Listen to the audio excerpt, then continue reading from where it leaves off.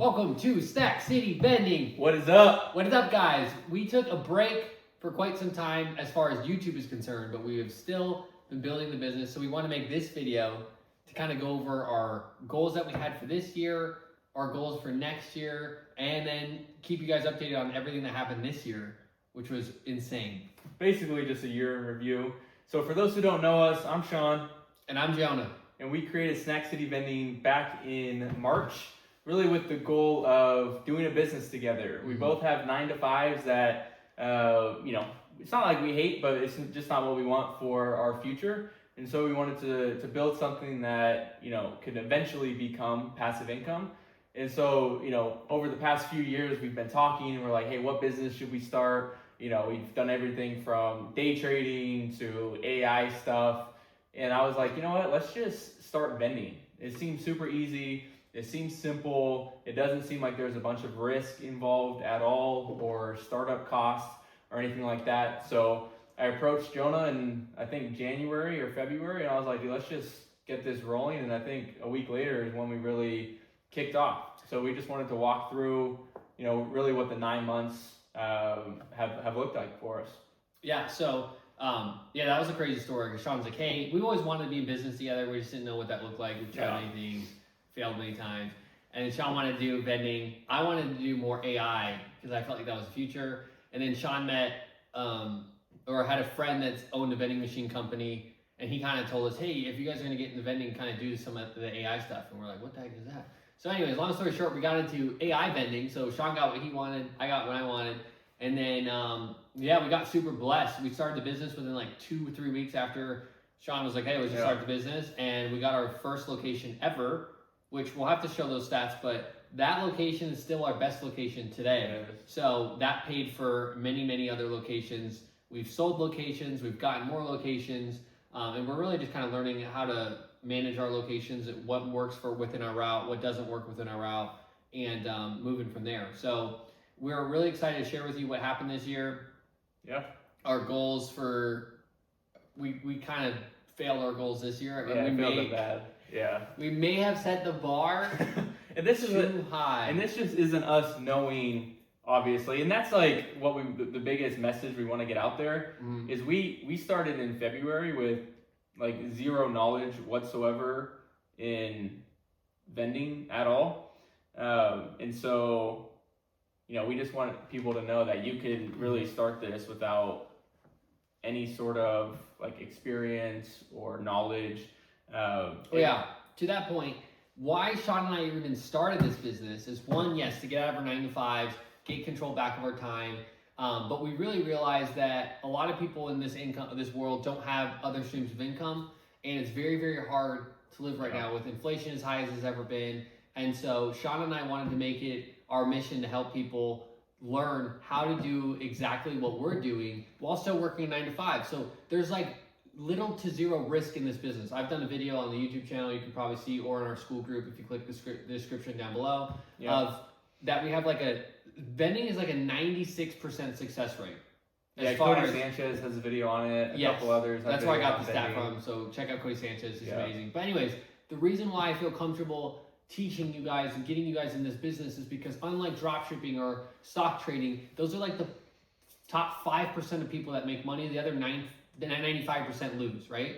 This business is flipped on its head where 95% of people are successful and then 5% people fail. And really, I'm convinced that the people that are failing in that 5% category just didn't even try. Yeah. They just quit. They didn't really try.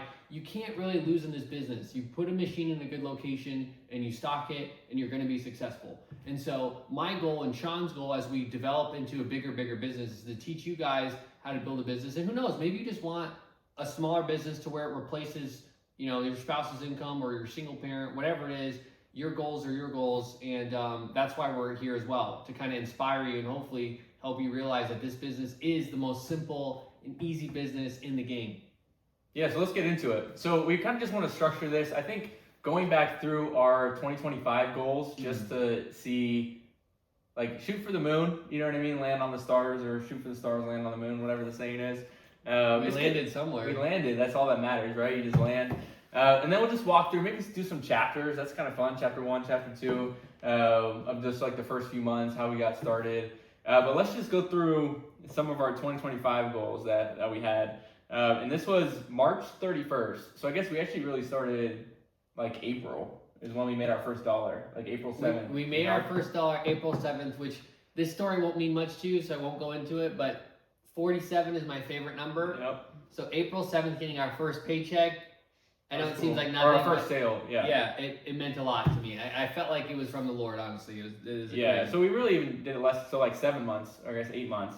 So our first goal is we want to hit 100K revenue this year, which we'll put up the numbers later in the video as we walk through. Our accountant obviously haven't looked at any of our. Yeah.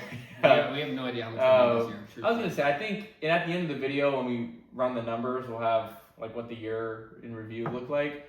So stay tuned for that. We definitely didn't hit it though. I'll tell you that. 100K. We got close, which is kind of cool for our first. I don't know how close we got. I think we got like close. 60. Yeah, I'd say probably 60. Because guys, our Sam's Club bill is like high every month. So we've had months like 3K Sam's Club bill. So around 60K, I would say. So we're like 60% of the goal. Yeah, we'll see. You know what honestly have no it'll idea. flash up on the screen whenever we go through the bank statements. But we didn't hit it. So we're 0 for 1. Oh, for 1. We want to get a warehouse and an office space this year. So 0 for 2. 0 for or maybe 2. 0 for 3 if you include both of those as individuals. Yeah, I think like realistically we don't need it, right? Like we ended up with 7 locations and then we sold a few because it just didn't make sense for our route, and we'll get into that later in the video. But it just, until you have, I don't know, maybe like 15, 20 locations that you're constantly needing to refill, like a warehouse and office space just doesn't make much sense. Like we have room in our garages, spare rooms in our houses to be able to keep the product. And then office space, like he goes in to work, 3 times a week. I work from home, so it would make more sense, but I travel every other week. So right now in the state of the business, year one's kind of silly to have that. But once again, it shows that we had no clue what we were even doing or talking about. We were shooting for the moon. Yeah. We wanted to release our course, which we did do that. So for those that don't know, we have a school community completely free where we just want to help other people kind of in the same position that doesn't really know much about the business, want that side income like Jonah mentioned, and just want a community of people that are growing together. And so, we ended up launching that over the summer and have almost 500 people in there kind of growing together. So check it out if you're interested in learning, like I said, completely free. Yeah, and that's cool because those videos, like unlike YouTube, we just post a bunch of videos. School is actually organized a little bit better to where if you're starting this business, if you just follow the videos, it's like in perfect order, exactly where to start, when to start. So you just start each phase and you get done with phase 1 and make sure you actually do phase 1, and then you move to phase 2 and you'll have a vending machine business in no time. Yeah, super simple. The next goal, so we're 1 for 4 at this point if you separate the warehouse and office space. And then we wanted to hire 1 employee. Which we did do. We did do that. So 2 for 5. We're here at about 40%.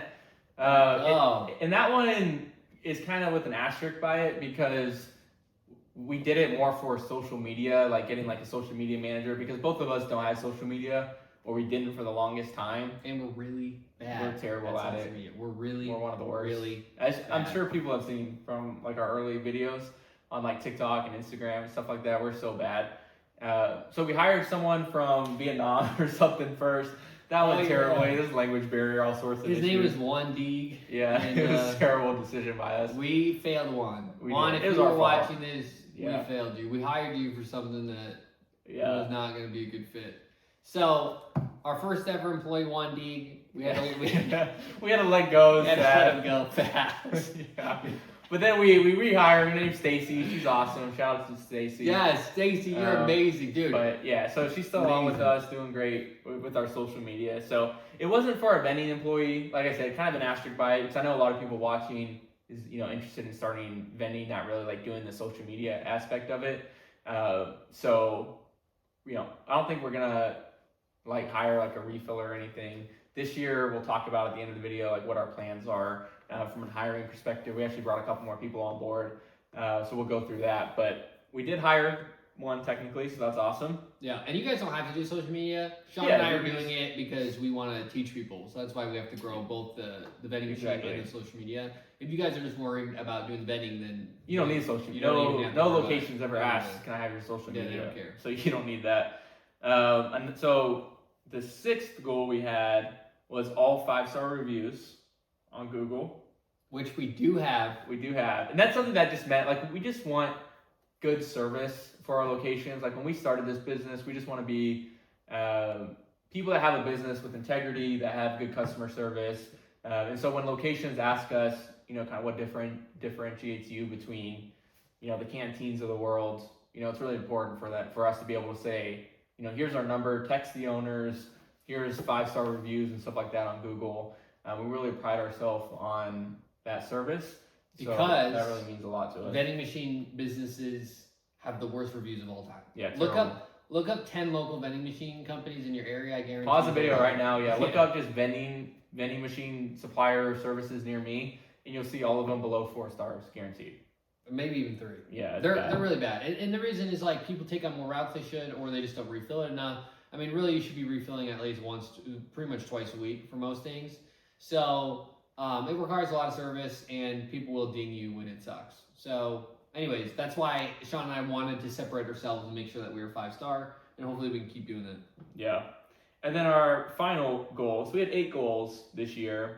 Our final one is 10,000 subscribers on YouTube, which I think out of all the most unrealistic goals, that's by far, we had no clue. Once again, we suck at YouTube, social media. We just didn't even post. I was gonna say, I'm gonna take accountability for that this was one. Jonah's fault. Really, This is for my that one. fault. I'm gonna Yeah. own this because I should be making more videos for Snack City Vending, as that's part of the role that Sean and I agreed on, and I did not live up to that. So this next year, Yeah. for sure, minimum 1 video a week, maybe more, but I'm committing to for sure 1 video a week. Yeah, so as of this video, we have about 170 subscribers. 170 subscribers, So- so far off that goal. Yeah, so it's bad, but you know what? It's over 1%, and so that's all that matters. You just get better every single day. 1% a day, baby. So that's our 2025 goals. Stay tuned for the end of the video when we go through our 2026 goals, because we'll go through all those. We have some hefty goals again,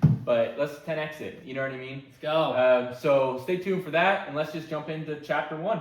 Let's go. Chapter 1, getting started. Let's just go through the beginning, no experience, what we Yes. did to even like get our first location, set everything up. Okay, so Sean was in some other schools that he was a part of, and he was like, he found some leads. Talk about that. Yeah, so it had nothing to do with that other community actually. Okay. No, not one bit. But I was just Googling, like I think like vending machine, because one thing we didn't know what we were talking about, so I just hopped on Google. I was just looking at a bunch of different vending machine websites and different people that had vending machine businesses. And I found one website where you can purchase leads. So, you know, I think I sponsored $100 or something like that, and bought this lead list. They said within like 3 days they'll have like a file over to me. So I didn't really know what to expect. I was like, oh, that's going to be really nice. It's going to have like a whole lead list of people that are going to be interested in vending machines. So we're going to hit the ground running. So fast forward 3 days, we got the list. Basically an Excel file they probably just scraped using some tool. Absolute waste of money, basically, is what we thought. So I just took that Excel list and I just popped it on Google Sheets. That way Jonah and I both have access to it. And I would say like 70% of the information was missing. Like phone numbers or emails or whatever was pretty terrible. But what it did do well is it broke it down for us between like apartment complexes, warehouses, schools. So we were like, what's probably the easiest one to get into? We were like, let's just hammer down apartments. So we just copy and pasted all of the apartment titles, threw it in our Google sheet. I'd say probably like half of the phone numbers, you know, out of that 70%, half the phone numbers worked. So we just plopped the phone numbers in there and we just started calling. Yeah, we just started calling. So the thing about this list is we have mixed opinions on this. Sometimes we're like, it's a waste of money. But here's the thing. Sean and I, it actually gave us the confidence to start calling, even though it was just like, we paid $100 for it. And so we were going to exhaust that list because we paid money for it. So it was one of those things. It was like, Sean's like, hey, I paid money for it. Let's just call these things. And I'm like, all right, bet. So honestly, in a weird way, it was worth it because it just got us to take action. And that list is that location that we talked about, where we landed the location where we have 2 machines in there, and it is making us a lot of money. And we landed, I think, 2 more. Yeah, I think we did. I think it's misleading because they say it's like a lead list, which it's a list, right? It's just a list of all of the, like I said, they scrape. It's just a list of all the apartments in your area within, a 20-mile radius or whatever your radius is. So it just does the work of having to Google in Google Maps or something like that, like apartment complexes, and then copy and pasting each one and the name and stuff like that. So it really did save us time. So if you look at it like $100, it probably saved, 3 or 4 hours of time, right? So like $25 an hour almost to have that done for you. Which, to Jonah's point, it was we just wanted to get going and start calling and stuff like that. Which I think it did its job with that. So looking back, for us it was money well spent, I guess, but a little misleading because it's really not like a lead list, if you will, very cold leads, like frozen leads that we had to thaw out a little bit. But to Jonah's point, it got us going. So we started calling these locations. Yeah. We had no idea what we were talking about. We're just calling. I've been in sales my whole life, so I figured out some scripts, figured out okay, what do we need to do? Who do we need to talk to? Most of the time, there's gatekeepers. So a lot of the script is really trying to figure out who you can talk to, who's the person that has authority, and then getting that person on the phone. So Sean and I, honestly, it was crazy. I probably called for a week, maybe 2, and we already landed 2 locations. We called for a week, but it wasn't a week. It was like a 1 day a week for a week. So we did total of how many hours probably cold calling? 10. Yeah, if that. We didn't do many hours of cold calling at all. But we would call, and to Jonah's point, we're so new in this, we didn't even know who to ask. So someone's like, hello? Yeah, no. And we're just like, hey, we're Sean. We have a vending machine company. We're just seeing if you guys currently. It also felt very unnatural because we own a vending machine company with 0 vending machines. So it's like, hey, I'm Jonah, owner of Snack City Vending, and we have nothing going on. We're like a brand new business. So it felt very unnatural. It was kind of weird. But listen, you got to start somewhere. So you just keep going. And people are going to say, yeah, that sounds great. This is the easiest sell of my life. It's free. Yeah. It's free. And in fact, not only is it free, sometimes they make money off of us. They do make money. If they're smart, they ask for commission. Now, we don't ever offer that, but if they ask, then they shall receive. Yeah, and we don't go, we've made some mistakes with it in terms of commission offering. Maybe we'll talk about that next chapter. But never offer that up front. You know what I mean? And unless they really ask for it, there's some locations that we had where they wanted 10% profit, and we're like, okay, just to get in the location. And it was a terrible location, right? So we'll talk about what prospecting locations looks like. But yeah, we didn't know what we were talking about, and so we had to learn through calling that really property managers are the ones you need to ask for. Each location have different people you need to ask for depending on the industry, obviously. So apartment buildings, the property manager is the one. So at first we would just call and talk to somebody at the front desk, and they're like, dude, I've worked here 2 weeks. I don't even know anything about this place. So we had to start calling, and we're like, hey, is the property manager available? And to Jonah's point, half the time they're like, oh no, they're in a meeting. But we learned that it's oh, okay, can you send us over their email address to send over a proposal? Yes. And that's really what got us our first location, because Jonah was able to cold call. That was kind of the roles. Jonah cold call, and then I was the one that built a proposal just with images and who we are, what we do, what's in it for them kind of thing. So half the time, really, we just didn't end up talking to anybody or just got an email. That was our mission, was, well, at least get an email. You know what I mean? They might say, oh, I'm not sure, or we might not be interested, but just always get an email. That way you can send over your proposal, because half the time, I keep throwing percentages. I don't even know if they're right. We did no research on this.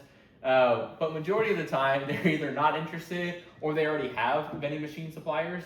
And 90% of those are using old traditional machines. Real stats. Yeah, real stats. Old traditional machines that they look ugly. Nobody wants them in there. The residents don't like them. The service is trash. Service sucks. That's how you get in there. I made a video on this, but the locations that already have vending machines, a lot of people would get discouraged and say, they already got a vending machine service, I'm out. No, you ask how their service is. Hey, how do your residents like that? Hey, how do you guys like the company? Do you talk to the company?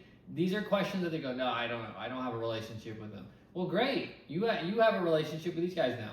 Brand new, fresh. Let's go. So you can always get locations even if they have machines in there. So don't let that discourage you. I feel like it's actually a better lead, quite honestly. Yeah. I feel like it's a better lead. Because they have vending machines. Like they're already familiar with vending machines. There's already a place for them to go. Ownership of the location already approved. Yes. Them being in there. So to Jonah's point, it's kind of already, it's like a blessing in disguise almost.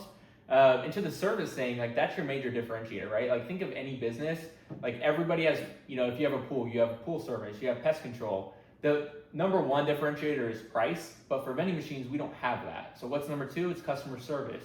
So for us, that's number one, right? So if you can come in there and say, look, here's my number. I want to make sure you're not even involved at all in terms of like people complaining, residents. We put signs on our, like all of our machines with our numbers on it, that if you have any issues, like we'll refund immediately. You don't have to get worried about the little coil getting stuck. And we'll go into that in the next chapter here of why we chose AI. Yes. But for us, really just getting started looked like calling, right? Just calling these places. There's no upfront cost. Like we did LLC just to protect ourselves, which you really don't even need before you place a machine. We just did it just to like make it official, to say like, hey, we're Snack City Vending and we have a business. But to be honest, all you need to do is go on Google Maps. All right, if you're interested in getting started, that's what you do right now. Go on Google Maps, put in apartment complexes. Just start there because we learned that's the easiest to get into. Because somebody's always answering the phone, right? Because they think it could be a prospective resident or something like that. So they always have people at the front answering their phone. Okay, so go on Google Maps, put in apartment complexes near me, build a radius near your house or your workplace. Do like a 5 mile. Start with 5 mile radius or something like that. On the way to work or on the way home or around what you typically do, because you don't want to do something an hour away from you. You're going to hate it. It's not worth it, right? So start with that 5 mile radius, get a list, just copy and paste. All you need is the name of the apartment building, their phone number, and just start calling, right? You can even do like a Gmail, like whatever, myvendingcompany@gmail.com. Or you can go out and get like an actual through GoDaddy, right? A domain and do that. But once again, that's just all like extras that aren't even needed that cost, I think Outlook's like $10 a month. So if you want to do that as your first startup cost, then by all means do that to get a more professional email. Once again, won't even matter. And just start cold calling, right? And then as soon as you get that first location where they're interested, then it's time. You need to get an LLC because you need insurance. You don't want a vending machine falling on somebody and them suing you personally. But from like a startup cost, people always ask like, why is everybody interested in vending machines? Why does it have such a high success rate? It's because there's almost zero startup cost. It looked a little different for our journey, but looking back, we really could have done it with nothing. We could have. Because all you need to do is all you need to have is a phone, a computer, just to be able to look up locations, and then just start calling. Right. And then you can finance the machine, which we won't get into this video, but really you can kind of get in stuff absolutely free and start making money. You do have to pay for the product, but you can put that on 0% APR. And there's a lot of ways. If you look like wanting to get into vending and you go, I have no money to get started, trust me, you can get started with literally zero cash. Yeah, there's so many business promotional offers out there with Chase, Bank of America, American Express that will give you that 0% for 12 months. And then when you find a supplier that you want to buy your machines from, just put it on that credit card and you just have 12 months to pay it off, right? You hit your credit limit, and then after 12 months is really when the interest kicks in that you need to start paying off. But all of our machines within 12 months, that's really our like goal, is each machine should be paid off within 12 months. So, by following that logic, you really should have that credit card paid off to where you put $0. And then the product, you get like a Sam's Club card or something, and you're only buying product as people buy your product, right? You're only refilling as people pay for it. So we've never lost money from a product perspective over time. Mine is getting stolen from. Yeah, we've gotten stolen from a few times. Those are some funny stories. We'll go into like our first day placing the machine in the next chapter here. But for getting started, really, it's just getting started, right? It's just making the commitment and the decision to say like, I want to build a better life for my kids. I want to build a better life for my spouse. And ultimately, I want to build a better life for myself. And so it's just starting, picking up the phone, making calls. Anybody can do this. The pitch is easy. It's completely free to look to the location. We're going to switch gears, but I just want to say one thing to Sean's point. Guys, it took Sean and I, we said 8 hours maybe If that. to land the location that is bringing us like $3,000 a month. a month. That is 8 hours. Now, obviously, results may vary, right? I sound like an ad, but Yeah. seriously though, like that's crazy. You can do that. Maybe even if it takes double or triple that time. Even if it took us, if someone told me, Jonah, you'll land a location that brings $3,000 a month, and they said it's going to take you 100 hours of calling, that's still worth it. 100%. That is still worth it. You're sitting there. Because what else are you doing when you get home? You're putting on Netflix, or you're watching YouTube or something like that. That really could be devoted to, like, it's still worth it. making calls. You know. And you'll for sure get a location with, I'm just making a stat up, random thing. 100 hours will for sure get you a location, 100%. Yeah. So anyways, I think that's the end of chapter 1. All right, we are chapter 2 right now, which means we're in business. We are in business officially at this point in our career, our long career. Yeah, so I guess from a timeline perspective, we should probably go over that, right? So chapter 1 we didn't talk about, but that was really like beginning of April, end of March is really when we did our goals probably, a week after we really started the business or something like that. So chapter 2, we're now, end of March, beginning of April, about to place our machine. So we got the student housing complex, our first location that Jonah mentioned, that would end up being our top performer. And the property manager is telling us, hey, send us your insurance. And so we're like, all right, well, we need to probably go get insurance now. Which is hilarious. So Sean, we had the same email.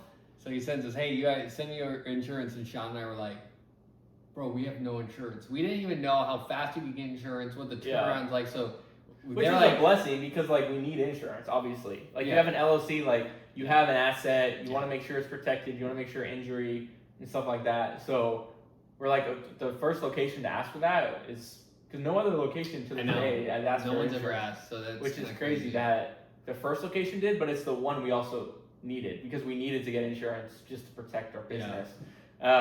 So asked for insurance. I got some insurance online, within an hour. But now it came to the point where it's we need to place machines. We went and we toured the property. I think that's a must do every single time. Lesson learned number 2 from a different property that we didn't manage. We'll talk about that upcoming here in a second.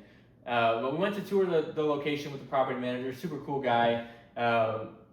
We've built a really great relationship with him. He kind of walked us through the different places he thinks would be really good. Because that's the property manager knows their location the best, right? They know where the most foot traffic is, and that's a key there. Not all locations are built equally, right? It comes down to vending. Profit comes from foot traffic, right? So you could land a location and land an apartment building, garden style, right? That just means the buildings are kind of spread out, and they'll want you to put it in the main community center, maybe off to the side. And you might think, wow, that's great, I got a location. But if people aren't walking through those doors every single day, right, because it's garden style, they have their car in building 7, and they don't really go there because it's offset from the pool or something like that, then you're not going to get a lot of business because people aren't walking through it, right? And so we got super blessed because these machines were right by the elevators, and students, as they walk in and out of the building, there's 2 different buildings, we place a machine in each one of those buildings. Insane foot traffic, insane. Great foot traffic. They're walking in and out to head to the bus or to head to class, and so they pass it all the time. And so we met with him, walked through the property, saw where we could, place these machines. Always bring a tape measure. It looks professional. You want to measure the space, measure the door. A lot of people skip that step, right? They just measure the space where the machine is going to go. But obviously, you gotta get the machine in the door. Which we may have forgotten that step our first time. But it worked out. It worked out. We got lucky. We're blessed in that aspect. But bring a tape measure, measure the door. So, we did that meeting, and then it came time to choose a machine, right? And this was a critical step in really our business because we had to decide, are we going AI or are we gonna go traditional? And you have to realize, I think now AI, you see more and more videos of people doing it. When we were getting started in vending back in March, when we needed to look to get a machine, AI smart coolers were brand new, almost non-existent. And so there was really only 2 to 3 major suppliers out there that we knew of that were doing AI smart vending. And they didn't even have the data. These AI vending machines, we had to like literally scan the QR codes and build their database. That's how new these software systems were. Yeah, and so we ended up going with the supplier where Jonah has a video, absolute garbage, like, don't use them. One of our biggest mistakes. But we ended up using them anyways. We got the machines, they shipped it out. We had it in about a week or 2 weeks' time. Hey, we didn't know that they were not good until we found out. You know? Yeah, until really delivery day. Like, we fast forward now, we're in business, we're excited. Like, we have some videos, I think, on our YouTube or on Instagram or something, like TikTok, where it's like getting delivered. And we just looked unprofessional. We didn't know what we were doing. Like, I was in a hoodie. Jonah was looking garbage. I was looking homeless, dude. And I'm like, I just get in there. And we bought polos too. Like, we have polos that we didn't even wear, which is a crucial mistake. Ridiculous. Always, like, obviously be representing your company and like looking professional. So the delivery driver drops it off, and we're like, all right, we're in business. And the property manager was like gracious enough to like let us borrow some of the maintenance guys, which not every property does because it's not really their concern. And so they're helping us. They're unboxing it for us. They're using their X-Acto knife and everything for us. And you know, everything's good until it comes to actually getting the machine off of the pallet. And so you need to use like a wrench at the bottom to be able to unscrew it, right? To be able to like take it off of the pallet. And there's 4 bolts, and one bolt was completely like broken or like stubbed or whatever the word is. Stuck, yeah. Yeah, it was stuck, and so horrible. there was like you can't undo it with a wrench or anything like that. The maintenance guys are trying to. And they started on that one out of 4, which is crazy odds. There's only 1 out of 4 that's like truly broken, and so they went to go get a socket wrench for us. And like one of the guys like, you guys don't have any tools with you? Yeah, he was kind of upset with us. Yeah, it makes sense. Like like why don't we have tools? So I like had to run to Ace Hardware. We didn't know we needed tools to figure this thing out. We didn't know we needed anything. We had like a $10 dolly or something that in a minute we'll walk through how terrible that was. But they had like a nice dolly for us and everything ready to go. They had a socket wrench, and this guy's like underneath for like 30 minutes trying to undo this one. They give up. They're like, guys, we got other things we got to do. So now Jonah and I are stuck on the side of the road with this, you know, AI smart cooler, 1 of 2, right? 2 got delivered, and like students are like yelling at us on the patio because they're college students, like saying stupid things, and we just look dumb. So I had to run to Ace Hardware and buy like this $40 socket wrench pack, and I'm under there trying to get this one off. I'm like, dude, what are we doing wrong? I'm like, let me just try another one. And then, so we go to the other bolt, I stick it up, and it fits perfectly. It comes off in 2 seconds. I'm like, well, you gotta be kidding me. So I do the other 3, and so all of it comes off perfectly fine. That 4th one's still stuck, and so we just tilt the vending machine back, and we just start spinning the pallet over and over again to like I forgot we did that. To loosen it, because the socket wrench wouldn't come out. But the bolt, if you just spin the pallet over and over again. So it looked really stupid. That thing was heavy too. It was like, it's not as heavy as traditional machines, but it's still like 600 pounds or 400 pounds or something like that. So we had to spin it, and then eventually it came off. But by that point, they took their nice dolly with them, like their furniture dolly that has a strap. Oh yeah. So now we have like a garbage, like $10 dolly we borrowed, the wheels all flat. And it was heavy, so I had to like lean it up against my shoulder. Jonah's trying to direct me, but he's saying left, not my left. He was terrible at directions. So we had to go in. Everybody knows that when I say left, it's your right. It was a horrible directions for me. So, like, eventually we get it into the building. We plug it in. You know, we're like, let's just let it cool down. We still have a whole other one we got to do. We're defeated. So we go to the other parking garage where the other one's located. And now we're kind of pros to, you know, it's been 10 minutes. So we cut that open, we got our tools now, socket wrench, all 4 of this one, of course, work perfectly fine for the most part. It's just the one machine and the 1 bolt that they attempted, you know. And so we got that ready to go, loading up on the dolly. And then there's an office, right, because you have apartment buildings, and underneath the apartment buildings, like Dutch Bros and some other like businesses. And this woman comes out, she's like, hey, are you guys moving in a fridge? And we're like, oh no, we're doing vending machines. Oh yeah. And she's like, oh wow, we're actually building a brand new student housing complex across the street that's gonna end up needing vending machines. And we're like, dude, did we just land on that? This is crazy. And she actually hooked us up on, we haven't put machines in there yet, but she gave us a referral. Yeah, we'll talk about that in a minute, but it was crazy. Like, we're like, dude, like, we're so defeated at this point. Like, we're like, dude, let's get this plugged in, and like, is this business even for us? It was embarrassing. We're like, what the heck are we doing? Yeah, it just looked bad. And then we wheeled that in. That one went fine, to be honest. Like, it was still some like speed bumps and stuff. Had to like pull the dolly over, and we thought we were gonna, like, could you imagine we just dropped the machine as soon as we get it in there? Like, we spent $5,000 on machines or something like that, and we just drop it completely. But we got it in, plugged it in, and here's the start of like really where we got frustrated with the business, like the supplier, because we plug it in and it doesn't even work, right? It was like a Friday when we moved it in, and they're like, oh no, follow these steps. And we're like, we followed the steps, and we call them. They're trying to troubleshoot with us online. They have like I don't know how big the company is. They have like one customer service guy. One customer service guy. He took hours to get a hold of. So we're just sitting with our machines not working for hours. Then he gets it to us, and the information he gives us is beyond useless. Yeah, because they're the supplier, right? So they just assemble the equipment, but the coolers from one manufacturer, the credit card readers from another manufacturer, the AI technologies from a different manufacturer. So like they're our point of contact, but they're like, oh no, we gotta call the credit card supplier because that's the piece that's not working. Right. You know, and so they're trying to call the credit card supplier, and then like 5 o'clock on Friday rolls around, and they're like, dude, we're like, they're East Coast, so it was like 1 or something our time, and they're like, oh, now we're down for the weekend. And so now we're sitting there with 2 brand new machines that, like, the weekend is about to come. College students are gonna go out partying, come back, and so the machine is completely down for 2 days. Well, really Friday, Saturday, and Sunday, because they just go home.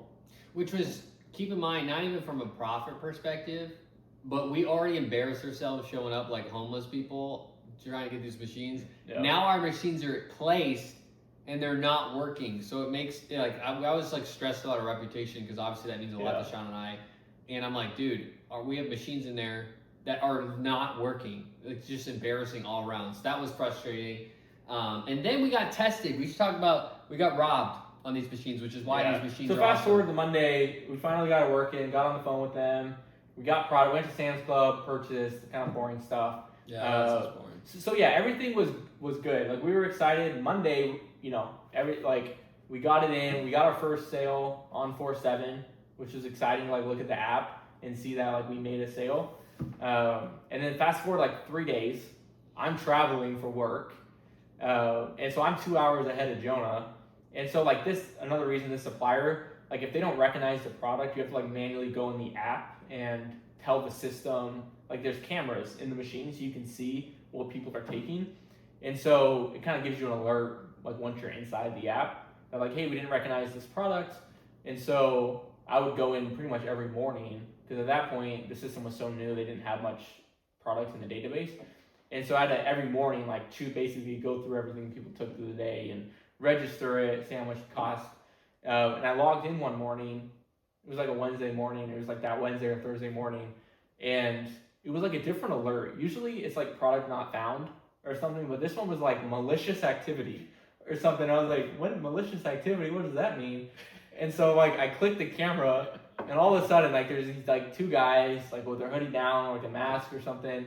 They open the door, completely cover the cameras, and then we could see like at times when like their hand would move, they had like a trash bag, and they just like steal. I don't even know, like probably over $100 worth of product in their trash bag, something crazy. And we're like, dude, this is day 4. We finally made our first sale, and now we got robbed. It really felt like it was crazy because it felt like Sean and I were like determined to keep it up, and then we would get robbed. And that's not the first time we got robbed either. This is crazy. So finally, Sean and I have a conversation and go, hey, bro, what are we going to do? You know what I mean? Like, we're in the hole right now. We just got robbed. And then I think we got robbed twice the same night. It was, I think the first night, I think the first time.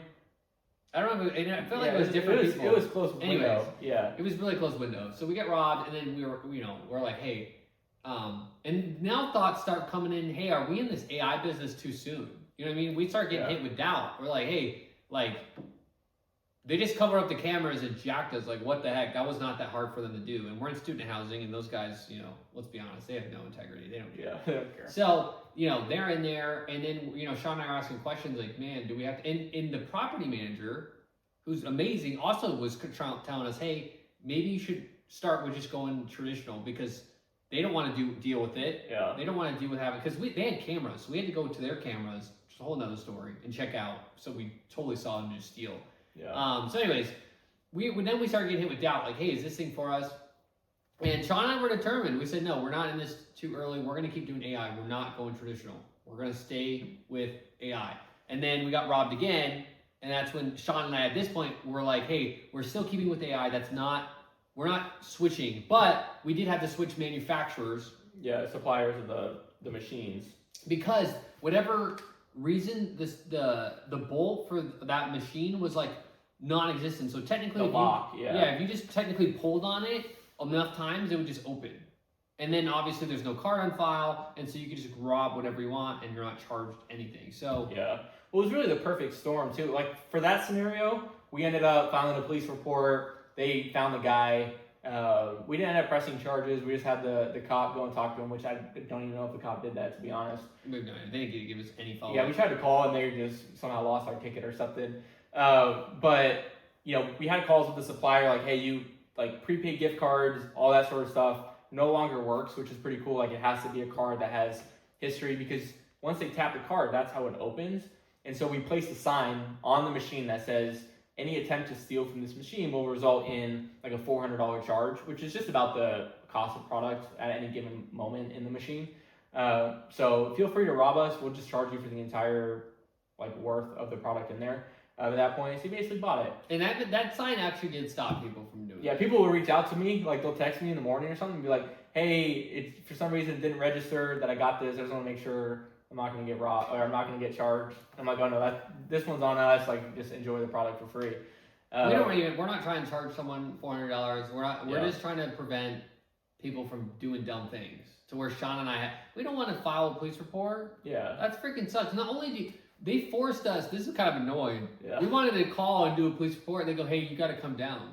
We're like, bro, we just got robbed. We're like 30 minutes away, and you want us to come down to the police station just to file a report. And they're like, yeah, if you want to file a report, you have to come down to the station. I'm like, so it's just a huge hassle. And then obviously we're not going to press charges on anyone. Like, listen, they're young, they're doing dumb things. We're not trying to. And we have the cameras. Like, they got caught. But then we get robbed again. But this time, why I say it's a perfect storm is because it's inside the doors, and usually you need a fingerprint reader in order to open the door. That's how they knew the first time who it was, because as soon as they stole from us, they saw them put their finger on the elevator to go up back to their room. Oh, yeah. So they knew exactly who it was.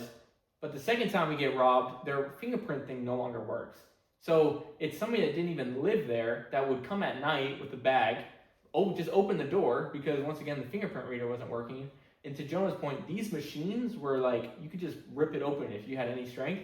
And so we got robbed probably I don't even know. It was like a few times where we're like, we're done with these machines.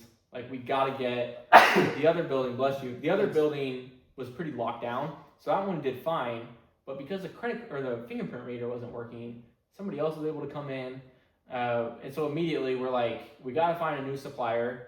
I like FaceTime the supplier. He's like, no, Sean, this closed is fat, because you need it to slam shut without being able to open it. And so that one worked great. But it's like, well, we have this machine we got to place. And so this is really when we've been cold calling and we've been following up with emails.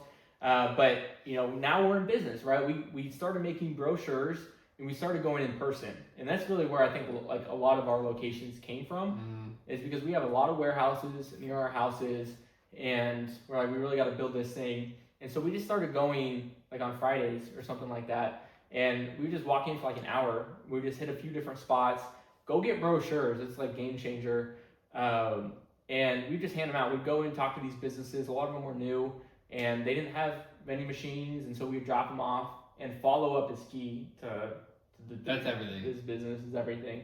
And so we would just walk in and hand off brochures and follow up. I'd email or call like the front desk every week and be like, hey, just following up. And we thought this location like the like plant manager of it didn't seem like he liked us like one bit. The front desk lady was like, "Oh, here, they're here for vending machines," and he was like, "All right, cool, just give me your info," and walked away. And we're like, "Well, that's dead. We're never hearing from them again." Yeah. And then it's crazy timing because we kept getting robbed, and she emailed us like at the student housing. She emailed us. She was like, "Hey, we're interested. Like, we'd love to have a machine placed." And that's where like the light bulb went off for me because I'm like, dude, if we move, because it's a workplace, nobody's gonna steal from a workplace in front of all their other employees. Well, we actually got a funny story about that. Someone did try to, but anyways, we'll talk about that in a second. But we knew nobody was gonna steal because it's in front of the workplace. Someone's gonna rip the door open. So it just like lined up perfectly because we needed to get another machine. The machine works well if it's high integrity. Exactly. The machine's terrible if it's low integrity. Exactly. Steal. So, anyways, Sean's point. Yeah, so we found a new supplier that the door slams shut, you can't rip it open, and we ended up like hiring a guy to help us move the machine from student housing all the way into here for us. We offloaded the other machine now at student housing, which has been great. We haven't been robbed, knock on wood or anything like that. No. It's done great at that location, still producing, really well for us. We moved the original machine to this industrial warehouse, which is pretty much our second best location, which is crazy. And side note with the story, somebody tried to like cover the camera. People like notice there's cameras in there, and they're like, "Oh, maybe if I cover the camera, I can take something." And so the guy ended up taking, I don't know, probably like 5 or 6 things like covering the camera, but there was 2 cameras, so he only covered one camera. I could still see him in the other camera, and I ended up charging him like $30 or something on his card because he just used a normal credit card because you have to. And I was like, "What are you gonna do?" You know what I mean? Like if you reach out to me and say, "Hey, you charged me $30," then I'll be like, "Okay, let's just review the footage with your boss to see like if we really did mischarge you." And then be like, "Well, obviously you were stealing." But the guy never reached out. I think he realized, all right, maybe I can't really cheat the system. We've never really had an issue since with that. Yeah, it's like really small. This is like in the the 8 months we've been in business, it's been like 3 times. Yeah. So all in all, the the AI route works really well. We're happy we chose that route. For anybody starting the business, like go into AI. Do not do traditional. We made that mistake with one location. We did get one time, and the only reason why we did is because the property manager, the girl, is saying that that community is more cash based than card based. Cash, yeah, because the AI is only Apple Pay or credit card. There's no cash. So we were like, all right, we have a location. She said it. She was saying that a lot of people buy a lot of stuff. She always sees people buying stuff. They already had a machine, so we're replacing one. Yeah. And so we're like, all right, we'll try this. It's a referral from like a location near us. She was super awesome, super nice. We wanted to help her out. But that was a crucial mistake because we never even went to that location. We just said, all right, let's just buy you a brand new $6,000 traditional machine. We just took her word for it because she said it's a really good location. We're like, all right, bet. If it's a good location, we'll get in there. And guys, we have videos of moving this machine. It's the worst experience. We didn't measure the gate because we were never there, right? We didn't know, and that like traditional machines, because they have all the coils and they have the cash and the coin stuff and all the like arms and moving pieces. Thing's got to be at least 1,500 pounds. I don't even know what it was, but we have like a $10 dolly. So we're sitting there. It's like peak, it's May or something like that in Arizona. We're sweating trying to get this thing it doesn't fit through. Like it got delivered, and we told the delivery guy like, "Hey, bro, if you could just put it right where it's at, it'll save us what we had to do last time with the dolly." And the delivery guy, he was super cool. He's like, "Yeah, bro, I got you." And then he calls me back, and he's like, "No, it won't actually fit through the gate." So I just left it on the side. And I'm like, "Oh, perfect." So now we'll have to go there, and we'll have to get it in the gate. And it doesn't fit within the shrink wrap and the pallet that it came on. So we have to take it off the pallet and all the shrink wrap and everything. This thing's 1,500 pounds, and we're pretty strong, I feel like. We barely moved that. And yeah, it took us like an hour and a half. We just had to shimmy. Some guy like smoking weed or something in like a patio over. He's like, "Hey, you guys need some help?" We're like, "Yeah." But he didn't really do anything. Yeah, he was a smart guy. I saw right through his act. He wanted to help so you get some free product. He wanted some free product, which we and did. you know what? We gave him free product. Yeah, he didn't help much at all. But it took us like an hour and a half. We had to just pivot. You see friends, pivot. So we had to pivot. We couldn't even use the dolly because that thing's useless. So heavy. And I remember we were so excited because you have to realize our student housing location was doing like $3K a month, like the first month we were there. Like we were seeing like Yeah. $800 a week. We were seeing like $100 days, right, at this location. So we're like so excited because we thought that was the norm. That was our first location, you know. And so we pull up the app, and it had done in like, because we gave it a month, so it had done like $150 in the credit card reader in a month, and we're like, all right, but you know what? This place is predominantly cash. Yes. We're about to go cash. cash flow. So I was going golfing or something like that. So I told Jonah, I was like, dude, I'll just go and restock and I'll grab all the cash. He's like, all right, but let me know how much cash is in there. And I'm like, all right, I'm sorry. I'm like, you've seen those traditional vending videos where they like, let's count the cash and stuff. So I got my camera ready, like counting the cash, so I can make like a TikTok video or something. And I open that thing and I look, and there's like $18 of cash or something like that. I'm like, we got robbed. I was like, it's impossible to rob this thing. And I was like, this doesn't make sense. There's no way. PTSD. Yeah, and so I pulled $18 of cash. We probably got maybe $40 of quarters. So all in all, in that month, we made like $300 at that location. We bought a $6,000 machine. So do the math, right? From 50% profit, how long? That 4 years, 5 years to make our money back on that, just the machine itself. And it's a freaking traditional machine, which we don't even want to do. We didn't even want to do traditional, and that just like reaffirmed everything for us. Like, I'm glad we did that. Yeah, that was actually a blessing in disguise. Looking back, because now we really know we like AI. Like, take it from us. We've tried both. We did it. Don't do traditional. Stay 1,000 feet away from it. 1,000 miles, light years away from that. Not worth it. And so I was like, dude, we got to put this on Facebook Marketplace. We got to get rid of this location. We basically broke even on it. And luckily somebody was interested in it, bought the machine and the location from us for basically broke even. We maybe made $100 from the location, which is such a blessing for us. We would have been fine losing money because it was an hour. The location, not only was it traditional, it's like an hour and 15 minutes. That goes back to what we said with the route. Do it on your way to work, or where you go get coffee at the gym, or your friend's house, or something that you're going at least once a week or something like that, every other week. Fight the urge of getting a location just to get the location. Exactly. If it's far, I promise you're going to be miserable and you're going to sell it. Like, if it's like an hour and 15 minutes away, it's not worth it. Get it within your area. And just because it's a location doesn't mean it's worth it, bro. Don't do it. Yeah, 100%. So luckily, God bless us in that aspect, and we were able to sell it. We got lucky. And so, I don't know how long we've been going with this chapter, but there's just so many experiences that we made so many phone calls, we got so many locations in terms of like interested.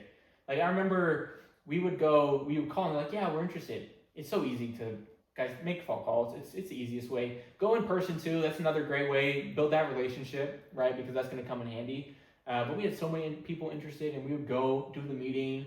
We would do the walkthrough. We're personable. They love us. We would walk out and do this. We're like 10 for 10 with locations. Oh, yeah. And then we just follow up, and every time they would either then ghost us or like, oh no, we're still trying. And over time, we're like, all right, we get the hint. You know what I mean?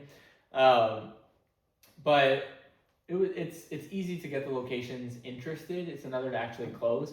But that's where the follow up comes in. Like, you have to be following up every week. We're working on a location right now that's how many months in the making? Like June? It's gotta be like 6 or May. months.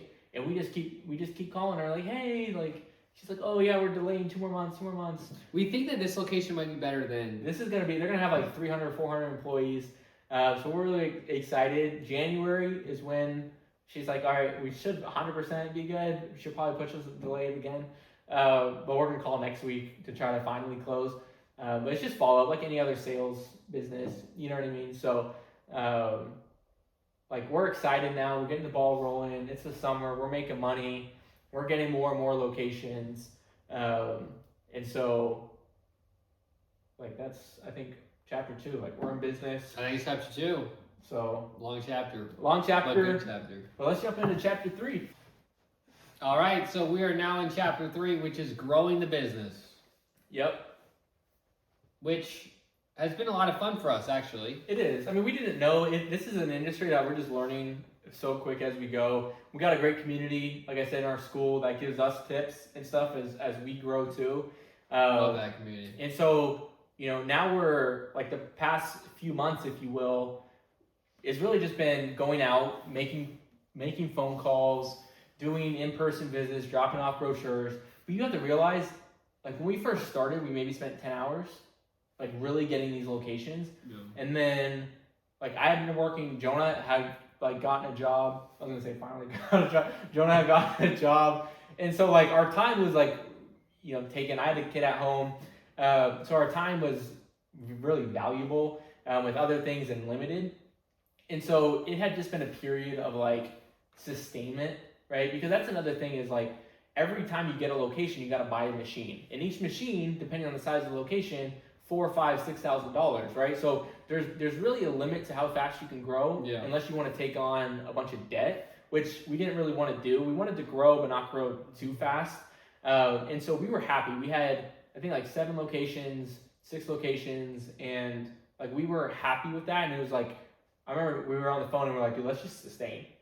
Because it was like a blessing where we were getting locations quickly, but it was also like, we don't know how profitable each one of these locations are because we didn't really have a mentor in the space or anything. We were like student housing, right? We were doing garden style apartments. We were doing industrial warehouses with 80 employees and we were doing industrial warehouses with 30 employees. We were doing high-rise apartment buildings. So all of these locations, we didn't know how profitable they were going to be because we had just got in the space. We didn't have mentors. And so... Well, we got spoiled, like Sean said in the last chapter. That one location, our first ever one, we made 3,000. So that's not the norm. So we were scaling at all, thinking we were going to be making a crazy amount of money. So we're getting machines, and then we realized we're not making that much money like the first location. So scaling more and more became a little bit more scarier because Sean and I were racking up debt, and we're like, wait a second, this is going to take some time, even with 0% APR, to pay off. So we got to a level where we said, hey, we're making good money. We just need to stabilize, pay off all the debt. Number one rule is pay off all the debt. And then once we pay off everything, we can rescale. And actually, at the end of this year, that's what we pretty much got to. We sold the locations that weren't performing as what we wanted. Also, it was two things. Wasn't performing as much as we wanted. Also, the location was just kind of far from Sean and I. So we kind of got rid of some of like, I don't know what you'd call it, like waste or just slimming our business down to where it's more manageable and just a lot better to where all of our locations are doing quite well. We were able to pretty much pay off all of our debt. So this year, all the debt we racked up, we paid it all off. And now starting next year, we could just rinse and repeat the exact same thing we did this time. But now we have machines that are paid off. So now cash flowing, paying those off is going to be a lot faster. So we can pretty much pay them off faster than a year. Yeah, and that's like really what we wanted because at this point, we got 7 machines. I'm filling up, or 7 locations, and I'm filling up on my Friday mornings for work so I can kind of move some of my meetings in the afternoon. So I had a few locations that I'm filling up. Jonah's filling up twice a week. It's like 5 minutes, like 3 locations, like 5 minutes from his house or from his workplace. So it was perfect. It needed it because it's like $3K a month, like we said. So we're just like stabilizing. We're like getting used to the business. We're getting our routine. All at the same time, like I'm building like email campaigns and using like AI automation to try to like start having things work for us because we do have jobs still, we do have families, we do have friends, we still want a life outside of this.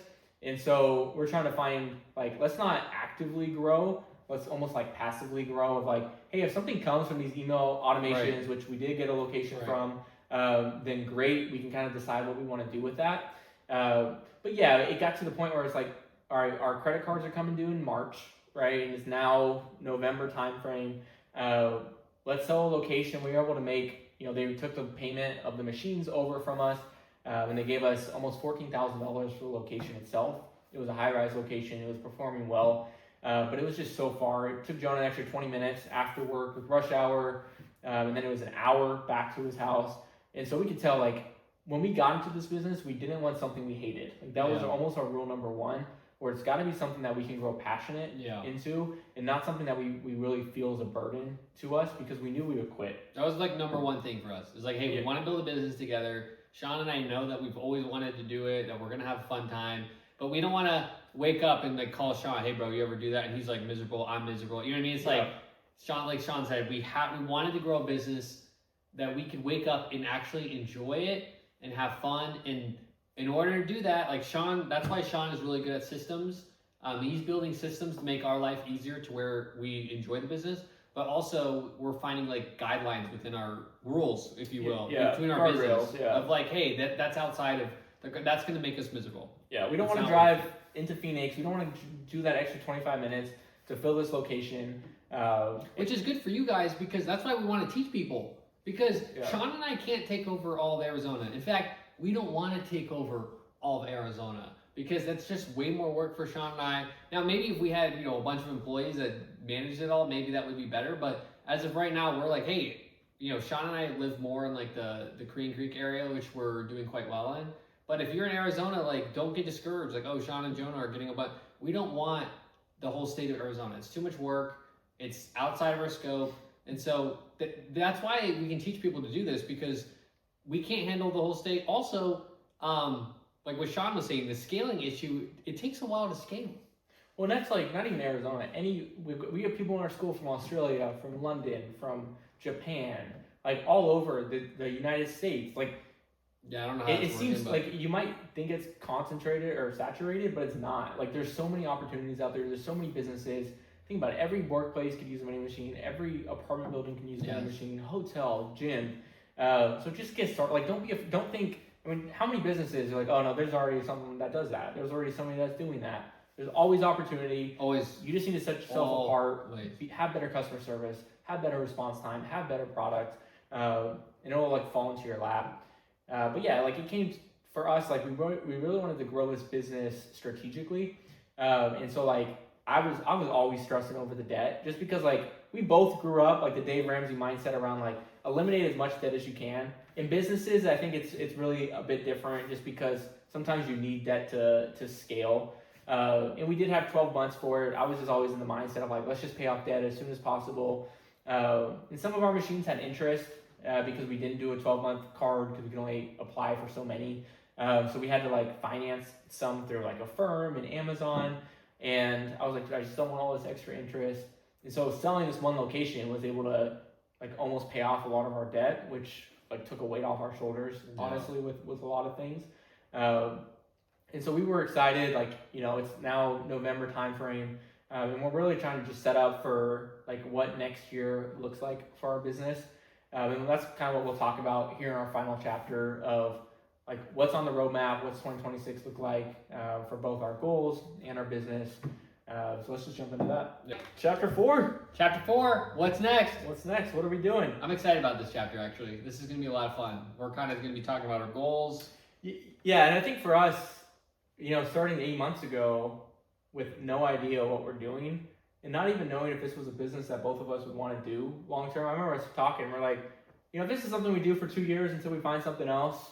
Like, that's awesome. I think initially it's what we were going to do. But like, let's just, because we considered this a layup from the business perspective. We're like, let's just start a business and like make any bit of money just to show us that we're capable of like sticking through something and actually like building a business. But we're like, we're not going to really take this anywhere. Let's move into like AI something. You know what I mean? Like, we didn't know what we were going to do with it. And so that's why I'm really excited about 2026. Because I think we both see that vending really has a future. It's something we're both passionate about by bringing these AI smart coolers into it, by building our community, by like building relationships with people like property managers. Like, it's fun. We love it. For us. We love it. Like having employees that, we can help develop and like provide a better future for is something that really excites us. So 2026, like we're hitting the ground running already. In December, we hired a VA from the Philippines who, like, she's applying for grants for us to get free money. She's cold calling for us. She started last week and she already has a potential location for us, which is really exciting. We hired a sales guy because, once again, like, we still have our normal jobs. We hired a sales guy who's going to go out 10 hours a week and just drop off brochures. So we're excited to see. We're not really sure yet, like, what that looks like. In terms of like what our return is going to be, but we're excited to bringing somebody else on board. So we'll now have 3 employees, which for us seems crazy. Like 8 months ago, starting out, for us to do that. And that's the one thing Sean did really good with, because I'm like, bro, I don't know. Even though we paid off everything, I'm like, bro, I don't know if some of these hires are going to produce money. Like, let's just wait. And Sean's like, hey, with any business hiring, you lose money. Yeah. Occasionally, right? It happens. Like now, some good hires make you a ton of money and it's worth it, and some hires you lose money. And so I think Sean kind of getting me over that hurdle of growing was important, because Sean's like, hey man, if we lose money, we lose money, but this is the next step to grow. And so I guess that's encouragement to you guys if you get to a point where you need to start hiring, but you're kind of worried because you're going to lose money potentially. Like I just say, listen to Sean, just go for it. If we lose money on some of these hires, then that's okay. You know what I mean? Like we made the first step, we're going to hire again. Doesn't mean we're not going to hire. This is the only way to scale, guys. Like if Sean and I don't hire anyone and we just do the whole thing, then we're basically trading our 9 to 5 for another 50, 60 hour work week. That's not what we're doing. Yeah. We're trying to buy back our time and have a business that runs itself. So anyways, I just thought that was cool because I'm really excited to see how these hires go. And now I'm kind of past the hurdle of kind of getting scared of it and just saying, hey, let's just keep hiring. Yeah. So that's really exciting for us to bring people onto our team. Yes. One thing we wanted to do in this space is disrupt it. And one, AI smart coolers, is I think a really exciting place to be. But two, we want to disrupt it ourselves. And so for us, we're building websites and SaaS and stuff like that to be able to make our life easier by doing different capabilities. And that'll be a future video and stuff, if it kind of comes to anything. And so for us, it's just continuing to have fun with this business, yes. Continuing to be able to be generous and to give back. And our school is one way that we're really happy that people can start the business that really didn't have maybe the motivation or the confidence to be able to. Or see people doing it. I think that's a big thing too, is you're in a community of people building the business. Yeah. And so you're not surrounded around I think a lot of times I've heard people go, yeah, I feel like I'm an entrepreneur and my family calls me crazy, or they look at me like, hey, just get a job or do that, which you should get a job. Actually, I made a video on that. Yeah. Your 9 to 5 is your superpower while you build this, so get a job. But the point being is sometimes you feel like an outcast because no one understands you, because everyone else wants to do the traditional way of going around business, and you kind of want to go on your own route. And the school group that that people are in, that's a lot of them. A lot of them feel the exact same way that you did. Find the exact same way that Sean and I did, where we're like, we want more out of life. And so anyways, it's a cool community to talk to people. Who knows, maybe you'll find someone at some point. My vision is people join the school group and then we create states or something, and someone meets up their business partner. Yeah, just build a community, and that's all we want. We just want people to find like-minded people and that encourage each other, man, and grow together. Yeah. So we're excited about that, but we wrote down some goals for what we wanted for 2026. So our first goal, $250,000 revenue, which I think is attainable. We you heard our 2025 goals. Some of these things we shot for the stars or whatever. But I think 2026, we can definitely do that. We'll put the revenue up for this year. We don't have it yet, but we'll go back. Yeah, I'm gonna go calculations at this point. Whoop, whoop. So this is our revenue in 2025, which is actually pretty crazy to think about, because once again, if you told us that we were gonna bring in that much money year one, we didn't even think that was possible. 20 locations, 20 vending locations is what we really want to bring in for 2026, which once again I think is doable. Now we have people working for us, right? So we have a sales guy, we have a VA, so she's going to be cold calling, sending out emails. He's going to be kind of on foot, in person. We're going to continue to work on this too. By no means are we just going to now take a step back. We're going to continue to grow it in other areas. We're still going to continue to prospect, continue following up with relationships that we've built, that we want to continue to see grow and nurture. So 20 locations, I think 20 locations doing 1,000 a month at least. You know what I mean? We haven't talked about it, but I think 1,000 a month is really the sweet spot where you want to try to aim for your locations, just to get the machine paid off. And then after that, it's just pure cash flow once the product's paid, and the monthly SaaS fee and stuff like that with the supplier. But 20 locations, we just talked about it. The school, we just want to continue to help people grow. It's completely free. We have 450 people in there right now. Yeah. I think doubling it would be really awesome to see more people. Yeah, we get 1,000, 1,500 in there. That'd be really cool.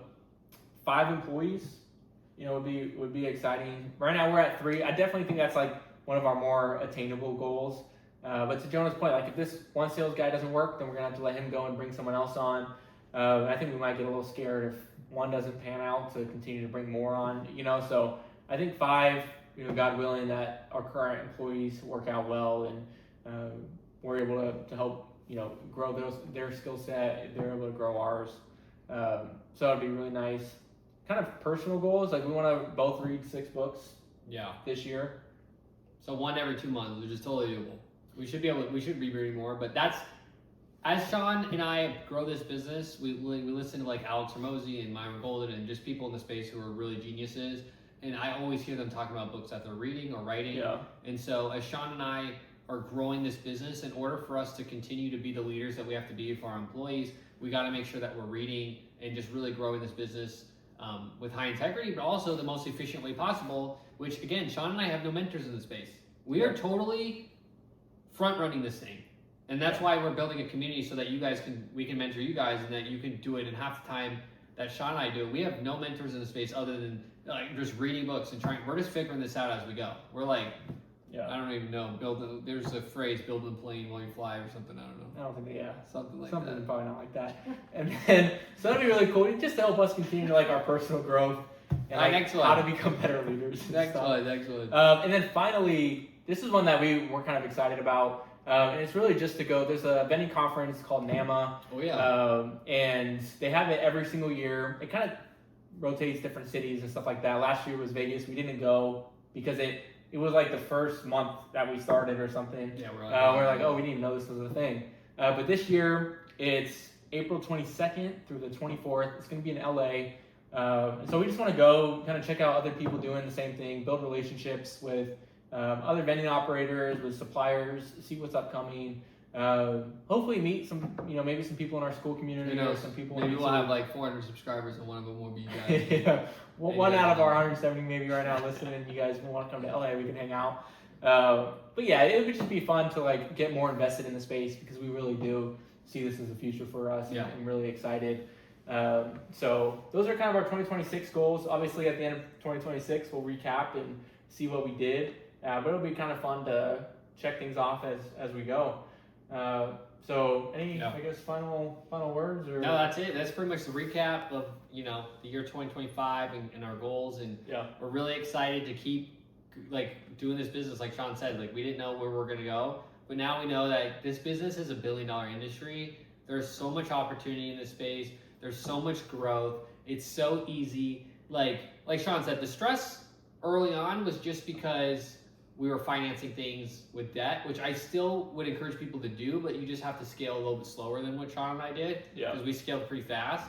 So we kind of had to stabilize. But other than that, this business is so easy and so simple. And start with one machine. If you watch through this entire video, which is a long video, probably maybe one or two. Maybe the person we'll see at the conference. Actually. Yeah, maybe whoever you are at the conference, tell us, hey, I watched your long video. Yeah. We'll be like, wow, we'll get you something. But if this is you and you're like, this seems way too daunting, or you don't know what to do, just get one location. Start with one. Don't get any more. Just wait till that machine pays itself off, and now you're cash flowing, and you have more you have more passive income, or an additional stream of income than 90% of Americans with just one extra income. Yeah. So anyways, if you need more info, you can click on the school link down below. Thanks guys for watching this long video. Yeah, I know it's probably an hour depending on when we edit it. So thank you very much for being with us. It's kind of corny, but just know if nobody else believes that you can do this, we definitely do. We do. So have a great 2026, and hopefully we can see some people in the future. Let's go. Peace guys.